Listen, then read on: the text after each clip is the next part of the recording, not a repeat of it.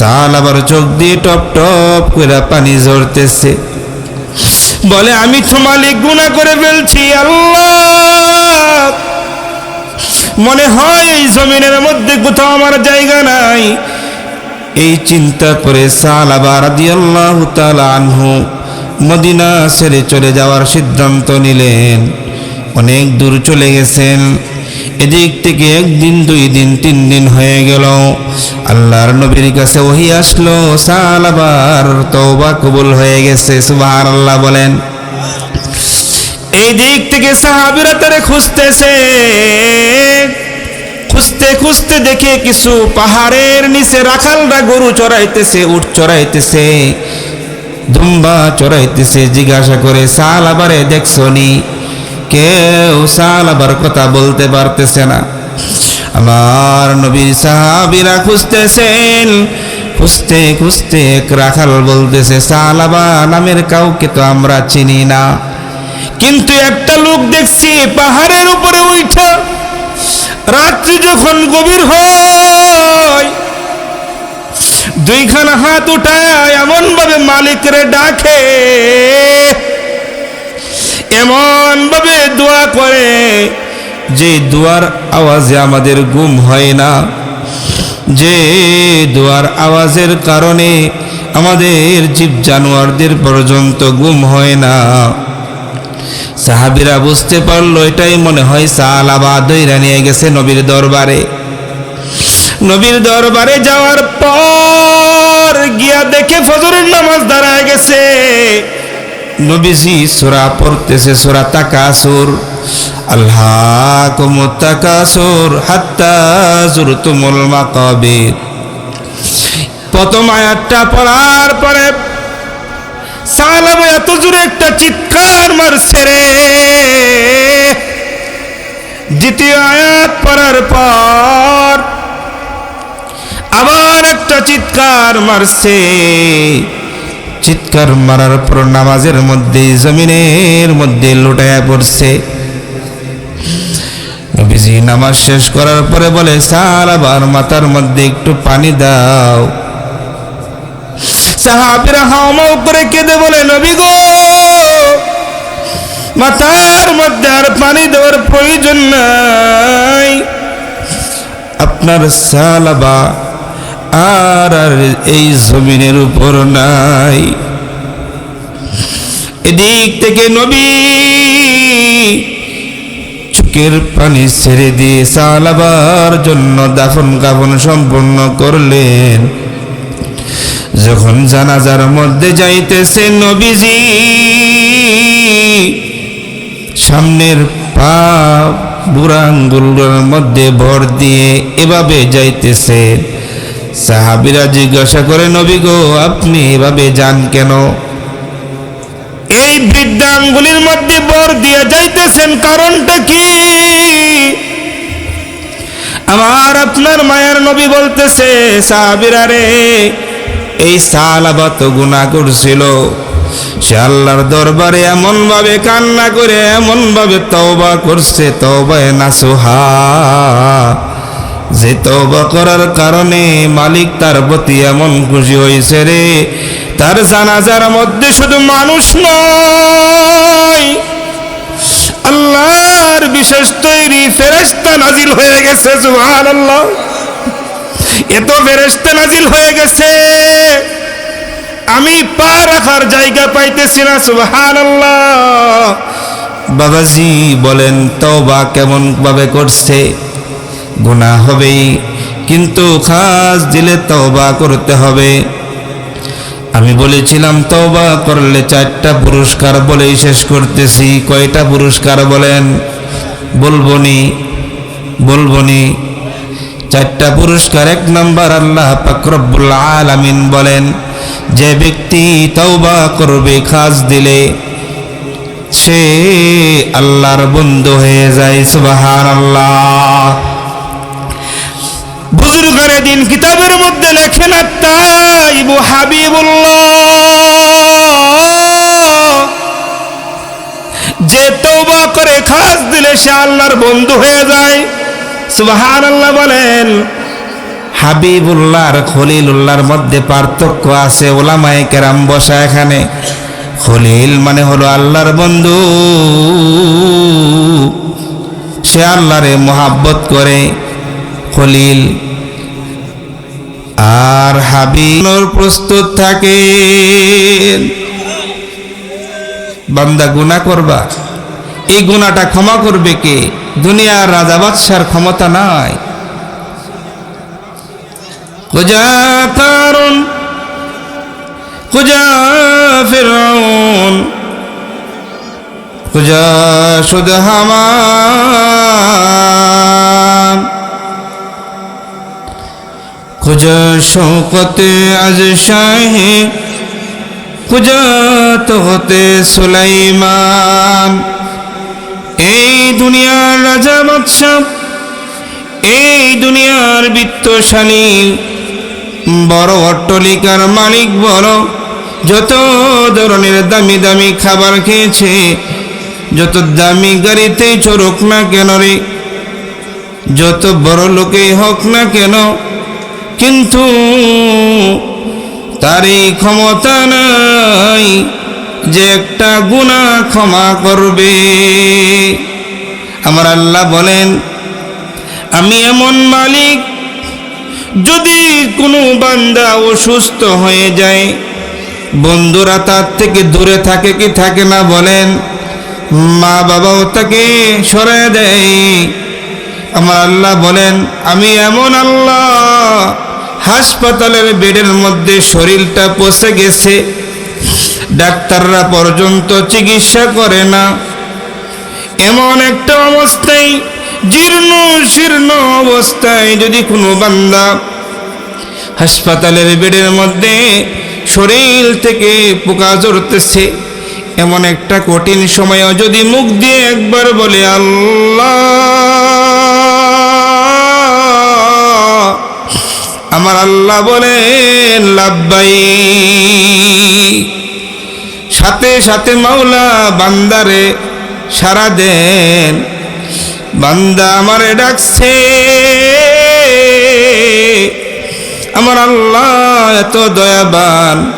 যদি কেউ গুনাহ করতে করতে গুনার সাগরে হাবুডুবু খায়, যদি নামাজ পড়িয়া দুই হাত উঠায়া চোখের পানিটা ছেড়ে দিয়ে বলে মালিক, আমি শয়তানের ধোঁকায় পড়িয়া গুনাহ করছি, এমন কোন গুনাহ নাই রে মালিক জমিনের উপর করি নাই, জমিনটা সাক্ষী হয়ে আছে গুনাহ করছি, তোমার অগণিত ফেরেশতা দেখছে আমি গুনাহ করছি। মাবুদ মাওলা গো, দুই কাঁধে দুই ফেরেশতা দিয়ে রাখছো, ওই ফেরেশতাও জানে আমি গুনাহ করছি, আর কেউ না জানো, তুমি তো সারা পৃথিবীর খবর রাখনেওয়ালা, তুমি তো সব জানো, আলিমুম বিযাতিস সুদূর, মনের মধ্যে কি কল্পনা জল্পনা পাকাইছি, কেউ না জানুক মালিক, তোমার হাত থেকে রেহাই পাবো না রে মালিক। যখন এইগুলা মনে কইরা নিজের গুনাহগুলো মনে করে আর চোখ দিয়ে টপ টপ করে পানি ঝরায়, আমার আল্লাহ বলেন বান্দারে, তোর চোখের পানি জমিনে পড়তে দেরি, আমি আল্লাহ তোর গুনাহ মাফ করতে দেরি হয় না। বাবাজি, তওবা এমন এক মারাত্মক জিনিস যে তওবার উপকার আছে। বলেন তওবার উপকার হলো চারটা। কথা বলেন কয়টা? চারটা। খুব কথাগুলো মনে রাখবেন। আবার তওবা কবুল হওয়ার জন্য শর্ত কয়টা? চারটা। এটা হলো আমার আলোচনার শেষের দিকে থাকবে ইনশাআল্লাহ। তওবা কবুল হওয়ার জন্য চারটা শর্ত। আবার তওবা করলে পুরস্কারও কয়টা? চারটা। এই কথাটা মাথাতে রাখেন। বান্দা যখন গুনাহ করবে, আমার আল্লাহ বলেন ফেরেশতারা, এই বান্দা আমি দুনিয়াতে মানুষ বানাইতে চায়। ফেরেশতারা কি বলেছিল বলেন? আতাজালু ফিহা মান ইউফসিদু ফিহা ওয়া ইয়াসফিকুদ দিমা। আল্লাহ গো, মানুষের আগে দুনিয়ার মধ্যে জিন জাতি পাঠাইছিলা, দুনিয়ার মধ্যে মানুষের আগে জিন জাতি পাঠাইছিলা, তারা মারামারি করছে, রক্ত বাসাত করছে, জমিনটারে খারাপ বানায় ফেলাইছে। আমার আল্লাহ হুকুম দিলেন, ফেরেশতার দল, যা যা যা, সমস্ত জিন্নাতরে মাইরা ফেলা। ইবলিস বাইসা গেল, ফেরেশতাদের সাথে আসমানে চইলা গেল। আমার আল্লাহ রব্বুল আলামিন ফেরেশতাদেরকে বললেন, ইন্নী জাইলুম ফিল আরদি খলিফা, আমি জমিনে আমার প্রতিনিধি বানাইতে চাই।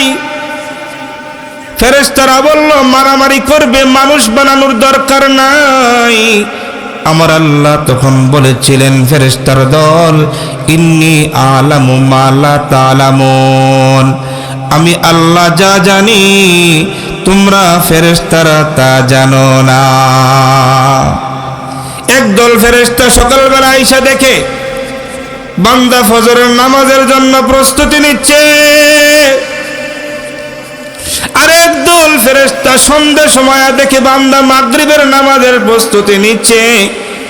আমার আল্লাহ ফেরেশতাদেরকে নিয়ে বসেন, ও আমার ফেরেশতারা রে, তোরা আজে সকালবেলা ডিউটিতে গেছিলি, আমার বান্দারে কি অবস্থায় পাইছস? কয় দিয়া দেখি নামাজ পড়ে।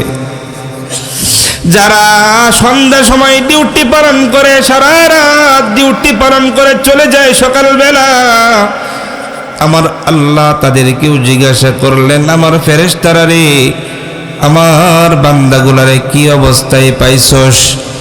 ফেরেশতারা জবাব দেয়, আল্লাহ দেখলাম তারা তোমার সেজদা দিতেছে। সুবহানাল্লাহ বলেন। আমার আল্লাহ বলেন, তারা কি আমারে দেখছে? আল্লাহ রব্বুল আলামিন যখন এভাবে বলবেন, ফেরেশতারা বলবেন, না আল্লাহ দেখে নাই। আল্লাহ বলবেন, তারা কি জান্নাত দেখছে?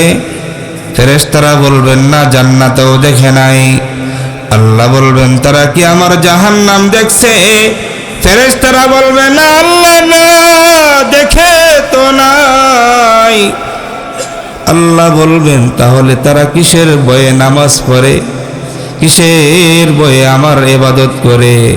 ও ফেরেশতার দল, তোমরা না বলছিলাম মানুষ বানাইলে মানুষ মারামারি করবে, কিন্তু না না, তোমরাই সাক্ষী দিলাম, সকালবেলাও নামাজ পড়ে, সন্ধ্যাবেলাও নামাজ পড়ে। আমার ফেরেশতারা রে, তোমরা সাক্ষী থাইকো, আমি এই বান্দাগুলাকে এমন জান্নাত দিব যে জান্নাত জীবনে কল্পনাও করতে পারে নাই।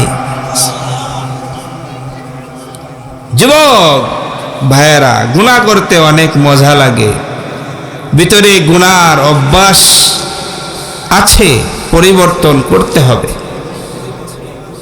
ভিতরে যদি গুনাহ করার মন মানসিকতা থাকে, আজকে থেকে তওবা করো, খাস দিলে তওবা। কেমন তওবা করবা? যে তওবা আল্লাহ কবুল করেন, তওবায়ে নাসুহা, খালেস তওবা করো। বাবাজি, পবিত্র কোরআনুল কারীম খুলেন, 28 নম্বর পারার সর্বশেষ সূরা সূরাতুত তাহরিমের 8 নম্বর আয়াতের মধ্যে আল্লাহ পাক রব্বুল আলামিন কত সুন্দর করে বান্দারে জানায়া দেয়, বান্দা একটা গুনাহ হওয়ার পরে তওবা তওবা তওবা, এই তওবা করো না। আমার উস্তাদে মুহতারাম মুফতি খায়রুল ইসলাম সাহেব দামাত বরকাতুহুমুল আলিয়া অনেকবার বলেছেন, মানুষ বারবার গুনাহ করে, আবার বারবার তওবা করে, কি করে না বলেন? এমন নাম কি ওয়াস্তে তওবা 1000 বার করে এমন মানুষ আছে কি নাই? অনেকবার তওবা করে। আমার আল্লাহ বলেন, এমন তওবার দরকার নাই, তওবার মতো তওবা একবার করো। কেমন তওবা করবা? ইয়া আইয়ুহাল্লাযীনা আমানু তুবু ইলাল্লাহি তাওবাতান নাসুহা। আল্লাহু আকবার বলেন। আল্লাহ পাক রব্বুল আলামিন ইমানদারদেরকে জানায় দেন, ইমানদার 100 বার 200 বার তওবা করার দরকার নাই। তওবার মতো একবার তওবা করো, খালেস দিলে তওবা। যে তওবা করলে আল্লাহ পাক রব্বুল আলামিন তোমার জিন্দেগীর সমস্ত গুনাহ মাফ করে দিবেন। বাবাজি, আল্লাহর নবী বিশ্ব নবী রাহমাতাল লিল আলামিনের একজন সাহাবী হযরতে সালাবা রাদিয়াল্লাহু তাআলা আনহু বলেন, সালাবা কে ছিলেন? আল্লাহর নবীর একজন সাহাবী। এই সালাবা এমন ভাবে তওবা করছে যে তার তওবা কবুল হওয়ার আয়াত পর্যন্ত নাজিল হয়ে গেছে। বলেন না সুবহানাল্লাহ। আল্লাহর নবী বিশ্ব নবী রহমতে দু আলম যুদ্ধের ময়দানে চলে গেছেন। মক্কার দায়িত্ব, মদিনার দায়িত্ব দিয়ে গেছেন হযরত সালাবা রাদিয়াল্লাহু তাআলা আনহু। হযরত সালাবা রাদিয়াল্লাহু তাআলা আনহুকে মদিনার দায়িত্ব দিয়ে গেছেন। সালাবা রাদিয়াল্লাহু তাআলা আনহু সাদ রাদিয়াল্লাহু তাআলা আনহুর স্ত্রী পরমা সুন্দরী, উনি হাতটা ধরে ফেলেছেন। মানুষ তো মনের মধ্যে কামনা হয়েছে, হাত ধরছে। অপর একজন মহিলার হাত ধরার কারণে মহিলা হাত জেন্ডা দিয়ে ছাড়াইয়া দিল, আর বলতেছে, তুমি না নবীর সাহাবী, তুমি তো আজকে জালেম হয়ে গেলা, গুনাহগার হয়ে গেলা। এই কাজটা কি করলা? তুমি হাতের জিনা করলা। হযরতে সালাবার মনের মধ্যে ভয় সৃষ্টি হয়ে গেল। সালাবা দৌড়তে দৌড়তে পাহাড়ের চূড়ার মধ্যে চলে গেল, কান্নাকাটি শুরু করে দিল। এইদিকে সাদ রাদিয়াল্লাহু তাআলা আনহু বাড়িতে আসছে। স্ত্রী সব ঘটনা বলে দিছে, তোমার কি ভাই, সে আমার হাত ধরে ফেলেছে। তার মনের মধ্যে খারাপ বাসনা ছিল। হযরত সাদ রাদিয়াল্লাহু তাআলা আনহু হযরত সালাবারে খুঁজতেছে, খুঁজতে খুঁজতে মদিনার অলিতে গলিতে খুঁজে পায় না। দেখে পাহাড়ের চূড়ার মধ্যে গর্তের মধ্যে বসিয়া কান্না করতেছে। মালিকের কাছে হাত পাইতা কান্না করে, মালিক, শয়তানের দোকায় পড়ে আমি গুনাহ করে ফেলেছি, মালিক আমারে মাফ করে দাও। সাদ রাদিয়াল্লাহু তাআলা আনহু যাওয়ার পরে হযরত সালাবা তার দেখে আর যায় না, বলতেছে, আমার সাথে আসো। বলে, না না, আমি বড় পাপী, আমি বড় নাফরমান, আমি জমিনের মধ্যে সবচাইতে খারাপ লোক হয়ে গেছি গুনাহ কইরা। আমরা যদি নিতে চাও, হাতের মধ্যে বেরি পড়াও, পায়ের মধ্যে বেরি পড়াও, টানতে টানতে আমার নিয়ে যাও। সাদ রাদিয়াল্লাহু তাআলা আনহু ওই সালাবার হাতে দড়ি, পায়ে দড়ি বাঁধছে। দড়ি বাঁধার পরে আবু বকর সিদ্দিক রাদিয়াল্লাহু তাআলা আনহুর দরবারে নিয়ে যান। আবু বকর সিদ্দিক রাদিয়াল্লাহু তাআলা আনহু বাড়ি থেকে বের করে দিয়েছেন, তুমি গুনাহ করছো, তওবা কবুল করার মালিক আল্লাহ, আমি তোমার ব্যাপারে কোনো কথা বলতে চাই না। তারপরে উমরে ফারুকের বাড়িতে গেলেন, একই কথা বললেন, আল্লাহ মাফ করলে করতে পারে, আমার সাথে তোমার কোনো কথা নাই, যাও।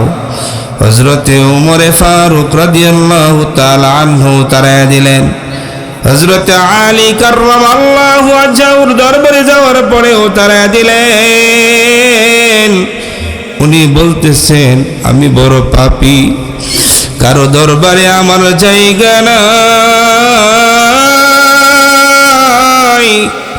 আমি তো গুনাহ করে ফেলেছি, যাও যাও বিশ্ব নবীর দরবারে আমার নিয়ে যাও।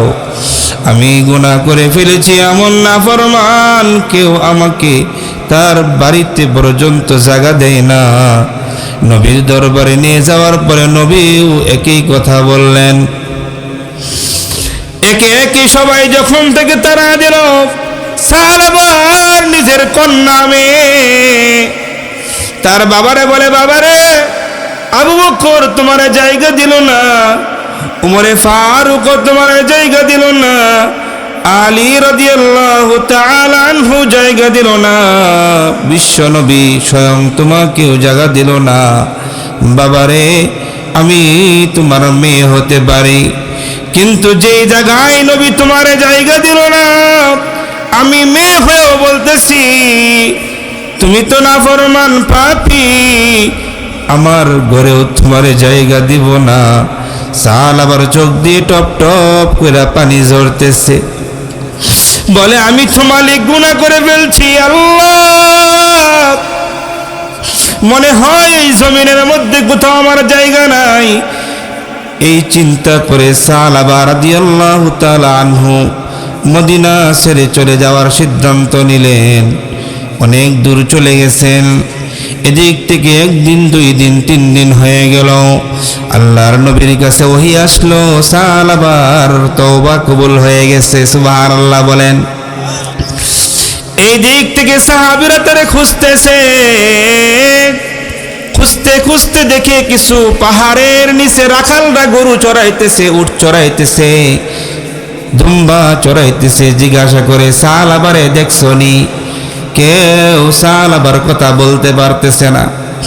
আমার নবীর সাহাবীরা খুঁজতেছেন, খুঁজতে খুঁজতে এক রাখাল বলতেছে, সাহাবা নামের কাউকে তো আমরা চিনি না, কিন্তু একটা লোক দেখছি পাহাড়ের উপরে উঠা রাত্রি যখন গভীর হয় 2খানা হাত উঠায় এমন ভাবে মালিকরে ডাকে, এমন ভাবে দোয়া করে যে দোয়ার আওয়াজে আমাদের ঘুম হয় না, যে দোয়ার আওয়াজের কারণে আমাদের জীব জানোয়ারদের পর্যন্ত ঘুম হয় না। সাহাবীরা বুঝতে পারলো এটাই মনে হয় সাহাবা দইরা নিয়ে গেছে নবীর দরবারে। নবীর দরবারে যাওয়ার পর গিয়া দেখে ফজরের নামাজ দাঁড়ায় গেছে। নবীজি সূরা পড়তেছে, সূরা তাকাসুর, আল্লাকুমুত তাকাসুর হাত্তা যুরতুমুল মাকাবির। প্রথম আয়াতটা পড়ার পরে সাহাবা এত জোরে একটা চিৎকার মারছে রে। দ্বিতীয় আয়াত পড়ার পর আবার একটা চিৎকার মারছে। চিৎকার মারার পর নামাজের মধ্যে জমিনের মধ্যে লুটায়া পড়ছে। নবীজি নামাজ শেষ করার পরে বলে, সাহাবার মাথার মধ্যে একটু পানি দাও। সাহাবীরা হাওমাও করে কেঁদে বলে, নবী গো, মাথার মধ্যে আর পানি দেওয়ার প্রয়োজন নাই, আপনার সাহাবা আর এই জমিনের উপর নাই। এদিক থেকে নবী চোখের পানি ছেড়ে দিয়ে সাহাবার জন্য দাফন কাফন সম্পন্ন করলেন। যখন জানাজার মধ্যে যাইতেছে নবীজি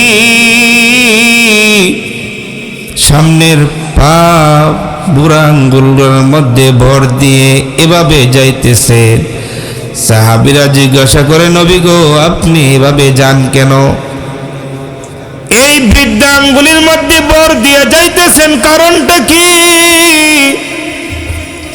আমার আপনার মায়ের নবী বলতেছে, সাহাবীরা রে, এই সাহাবা তো গুনাহ করছিল, সে আল্লাহর দরবারে এমন ভাবে কান্না করে এমন ভাবে তওবা করছে, তওবায়ে নাসুহা, যে তওবা করার কারণে মালিক তার প্রতি এমন খুশি হয়েছে রে, তার জানাজার মধ্যে শুধু মানুষ নয়, আল্লাহর বিশেষ তৈরি ফেরেশতা নাজিল হয়ে গেছে। সুবহানাল্লাহ।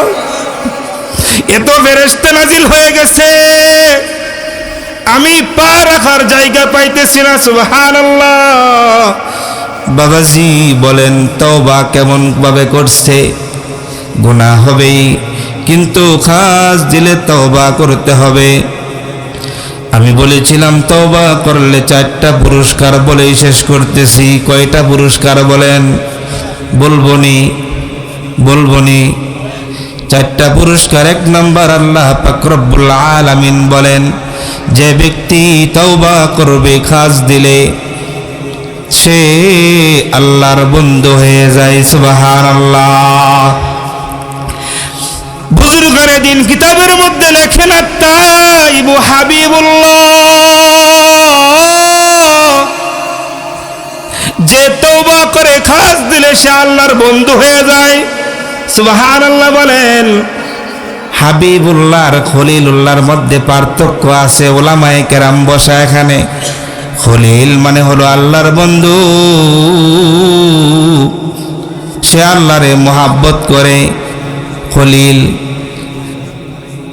আর হাবিবুল্লাহ মানে হলো আল্লাহ পাক রব্বুল আলামিন স্বয়ং তারে মোহাব্বত করেন। সুবহানাল্লাহ। তওবার 1 নাম্বার পুরস্কার কি বলেন? আল্লাহর বন্ধু হয়ে যাওয়া যায়। কথা বলেন না, কি হয়ে যাওয়া যায়? বাবাজি 2 নাম্বার হলো কেউ যদি খাস দিলে তওবা করে, 2 নাম্বার আল্লাহর পক্ষ থেকে পুরস্কার। মায়ের পেট থেকে যেভাবে জন্ম নেয় শিশু, ওই রকম ভাবে নিষ্পাপ হয়ে যায়। সুবহানাল্লাহ বলেন। আত-তাইবু মিনাজ যামবি কামাল্লা যামবালাহু। কিতাবের মধ্যে লেখে গুনাহ হওয়ার পর যদি কেউ তওবা করে, এই তওবা করার কারণে বান্দা এমন হয়ে যায় কেমন যেন তার একটা গুনাহ নাই। সুবহানাল্লাহ বলেন। قال رسول الله صلى الله عليه وسلم إن العبد إذا اعترف ثم تاب تاب الله عليه। যে ব্যক্তি গুনাহ করার পর নিজের গুনাহটা স্মরণ কইরা চোখের পানি ছাইরা দিয়া আল্লাহর কাছে বলে, আল্লাহ গুনাহ কইরা ফেলাইছি, মালিক মাফ কইরা দাও। আমার আল্লাহ বলেন, বান্দারে আমি তাকে মাফ করে দে। বলেন বাবাজি কয় নাম্বার পুরস্কার গেল? 3 নাম্বার পুরস্কার হলো ওই বান্দাটার যখন শয়তান ধোঁকা দিতে চাইবে, ইন্না ইবাদি লাইসা লাকা আলাইহিম সুলতান। আল্লাহ বলেন বান্দা তওবা করার পরে যখন আবার শয়তান তারে ধোঁকা দিতে চাইবে, আমার ইবাদত করার কারণে আমি আল্লাহ শয়তানকে বিজয়ী হইতে দেই না। বলেন না সুবহানাল্লাহ। শয়তানকে শক্তি পাওয়ার দেই না বান্দার উপরে ক্ষমতা প্রয়োগ করার জন্য। মানে আমি কুদরতি হাতে আমার ইবাদত করার কারণে আমি আল্লাহ তারে বাঁচাই। সুবহানাল্লাহ। কয় নাম্বার পুরস্কার গেল বলেন? 3 নাম্বার পুরস্কার গেল বাবাজি, শয়তানকে আল্লাহ দুর্বল বানায়া দেন। 4 নাম্বার পুরস্কার আল্লাহ পাক রব্বুল আলামিন বলেন, ইন্নাল্লাযীনা ক্বালু রাব্বুনাল্লাহ সুম্মা ইসতাকামু তাতানাজ্জালু আলাইহিমুল মালায়েকা আল্লা তাখাফু ওয়া লা তাহজানু ওয়া আবশিরু বিল জান্নাতিল্লাতী কুনতুম তুআদুন। আল্লাহু আকবার বলেন। মুসলমান বাবাজিরা আমার খুব ভালো করে শুনবেন, তওবা করলে খাস দিলে আল্লাহ পাক রব্বুল আলামিন এত খুশি হন। তওবা করলে 4 নাম্বার পুরস্কার মালিক জানায়া দেন, আল্লাহরে আল্লাহ বইলা স্বীকার কইরা সারা জিন্দেগি যদি চলতে পারো রে, তাহলে আমি আল্লাহ রব্বুল আলামিন মৃত্যুর সময় রহমতের ফেরেশতা নাজিল করব তোমার জন্য। তোমার কোনো ভয় থাকবে না, তোমার কোনো পেরেশানিও থাকবে না। আমি আল্লাহ যেই জান্নাত তোমাকে দেব, ওই জান্নাত দেখাইতে দেখাইতে তোমারে মওত দিব। যেরকম ওয়াদা আমি আল্লাহ করছি এরকম ওয়াদা অনুযায়ী তোমার জান্নাত দিব। বাবাজি, 4টা কাজ না করলে তওবা কবুল হবে না। 1 নাম্বার, যে গুনাহ করতেছি, নবীর বিখ্যাত সাহাবী ইবনে মাসউদ রাদিয়াল্লাহু তাআলা আনহুমা বলেন, আত-তাওবাতু আন-নাদাম। তওবার নাম হইল লজ্জিত হওয়াটাই তওবা। একটা গুনাহ করছি, লজ্জিত হওয়া লাগবে। 1 নাম্বার, তওবা কবুল হওয়ার জন্য শর্ত হইল বাবাজি, যেই গুনাহটা করছি এই গুনার উপর লজ্জিত হতে হবে। আল্লাহ রে, দুনিয়ার মানুষ না দেখুক, অনেক গোপনে করছি, কেউ দেখে নাই, কিন্তু মালিক তুমি না বাসির, তুমি না বেশি বেশি দেখো, তুমি না আলিম, তুমি না বেশি বেশি জানো, তুমি না আলিমুম বিযাতিস সুদূর, তুমি না মনের খবর জানো, তুমি না বেশি বেশি শুনো, সামির, তোমার নাম না বাসির। সুতরাং তোমাকে কেমনে ধোঁকা দেব রে মালিক, তুমি তো সব জানো মাওলা। সুতরাং আমি তোমার কাছে হাত বাড়াইছি আল্লাহ, লজ্জিত হয়ে গেছি। এটা হলো 1 নাম্বার শর্ত, লজ্জিত হওয়া লাগবে। বাবাজি, 2 নাম্বার শর্ত হইল, যেই গুনাহটা করতেছি ওই গুনাহ থেকে ফিরে আসতে হবে। যেই গুনাহ করতেছি এই গুনাহ আর করা যাবে না। আমরা সকালে এক গুনাহ করি, রাত্রে আবার তওবা করি, পরের দিন আবার একই গুনাহ করি, কথা বলেন ঠিক কিনা? 2 নম্বর শর্ত হলো, যেই গুনাহ করতেছি এটার থেকে ফিরে আসতে হবে। 3 নম্বর শর্ত হইল, এই গুনাহটা আর জিন্দেগিতে করা যাবে না, ভবিষ্যতের জন্য তওবা করতে হবে, এটা আর করব না। 4 নম্বর শর্ত হইল বাবাজি, যদি এখানে কোনো বান্দার হক থাকে, অমুকের 100 টাকা মাইরে খাইছি, অমুকের জায়গা পাবে, বোনের সম্পত্তি বুঝাইয়া দেই নাই, অমুক ভাইরা এতিম সন্তান রেখে গেছে, সন্তানের হকগুলো দেই নাই, এই যে ব্যাপারগুলো থাকে এটা আল্লাহ মাফ করবে না। ওটার জন্য বান্দার হক আগে বুঝাইয়া দিতে হবে, মাপ চেয়ে নিতে হবে বান্দার কাছে, তারপরে আল্লাহর কাছে মাপ চাইতে হবে। বাবাজি, সময় সংক্ষিপ্ত, বুজুর্গানে দিন চলে আসছেন, আমি এই কথা বলে শেষ করতেছি। যদি খাস দিলে তওবা করতে পারি, এই তওবা আল্লাহ কবুল করবেন কি করবেন না বলেন? আল্লাহ পাক রব্বুল আলামিন বলেন, আস্তাগফিরু রাব্বাকুম সুম্মা তুবু ইলাইহি। গুনাহ হয়ে গেলে প্রথমে আল্লাহর কাছে ইস্তিগফার করো, এরপরে তোমরা আল্লাহর কাছে তওবা করো। বান্দা, যদি আল্লাহ রব্বুল আলামিন বুখারী শরীফের, মুসলিম শরীফের, আমি 2 মিনিট সময় নিতেছি চায়া, বুখারী শরীফ মুসলিম শরীফের মধ্যে ছোট্ট একটা ঘটনা আনছে। একজন ব্যক্তি 99টা হত্যা করে ফেলছে বাবাজি। শেষে ভালো হওয়ার জন্য একজনের কাছে গেছে।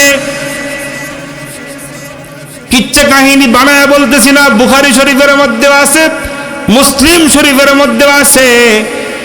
99টা হত্যা করার পর আরেকজনের কাছে গেছে, সে ছিল খ্রিস্টান পাদ্রী। তার কাছে গিয়া বলে, আমি একজন ব্যক্তি 99টা হত্যা করছে, তার মাপ পাওয়ার সুযোগ আসেনি। বলে, না না না, সে তো জাহান্নামী। সাথে সাথে তারে হত্যা করে ফেলাইছে। এখন কয়টা হয়েছে বলেন? 100 পূর্ণ হয়ে গেছে। সেই লোকটা দৌড়াইতেছে আর খুঁজতেছে, আমি তওবা করব, কিন্তু কোথায় করব জানি না। এক বুজুর্গের কাছে গেছে, বলে কোথায় তওবা করব, কোনো জায়গা আসেনি? বলে, হ্যাঁ হ্যাঁ, অমুক জায়গায় একটা বুজুর্গ আছে, ওই বুজুর্গের কাছে গেলে তওবা করতে পারবা। লোকটা দৌড় দিছে। যাওয়ার পর বাবাজি, কাছাকাছি যাওয়ার পর তার জিন্দেগির হায়াত শেষ হয়ে গেছে, জীবনের প্রদীপ নিভে গেছে ধপ করে। জীবন নামর ঘড়িটা আর চলে না, ধপ করে থেমে গেছে। আজরাইল আইসা হাজির হয়ে গেছে, তার ইন্তেকাল হয়ে গেছে গা। জান্নাতের ফেরেশতা আর জাহান্নামের ফেরেশতা, রহমতের ফেরেশতা, আযাবের ফেরেশতা মারামারি লাগাইছে।